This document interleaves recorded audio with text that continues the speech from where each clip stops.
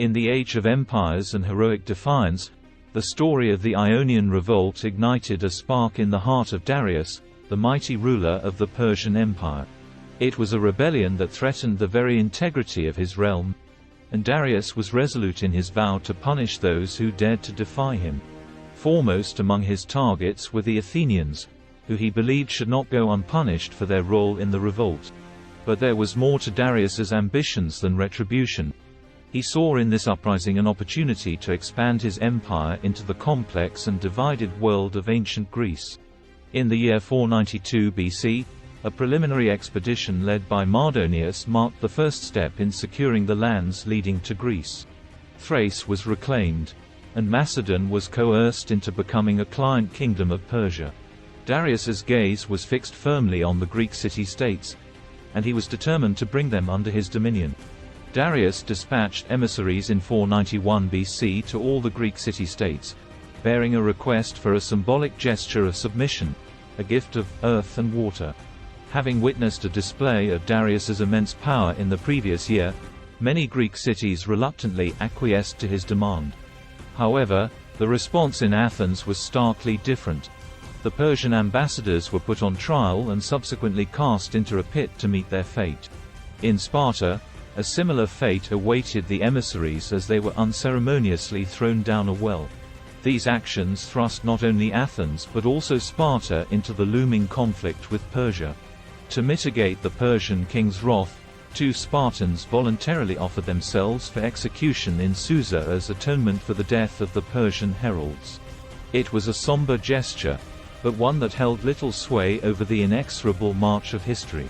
In mid-August, a formidable Persian army was spotted approaching Thermopylae, a narrow coastal pass of great strategic significance. The arrival of the Persians at Thermopylae triggered a crucial council of war among the Greek defenders.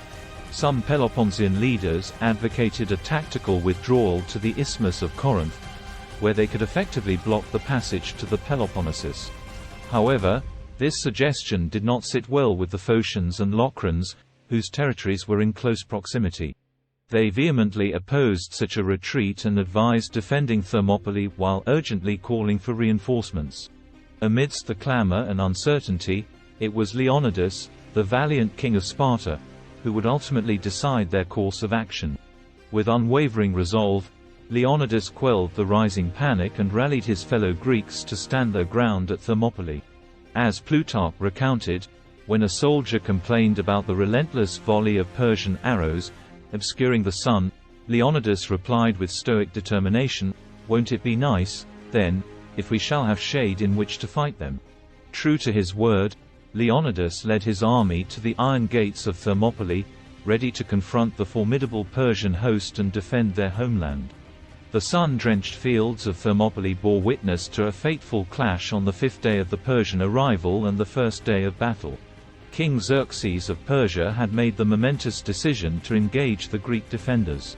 His first command was to unleash a volley of arrows upon the Greeks, but these deadly shafts proved ineffectual. The Greeks, shielded by their wooden shields, sometimes thinly veiled with bronze, and their bronze helmets, skillfully deflected the Persian barrage.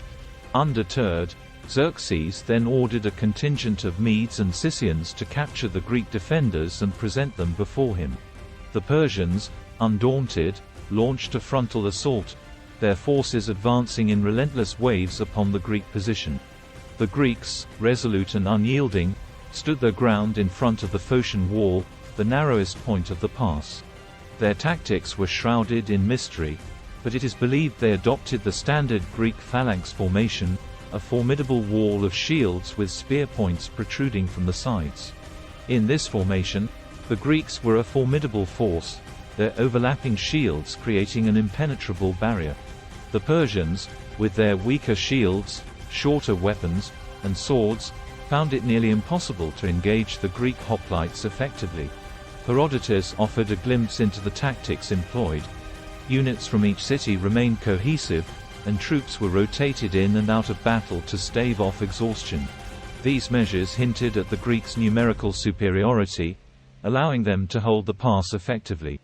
The ferocity of their defense was so potent that Xerxes himself is said to have risen from his throne 3 times in disbelief.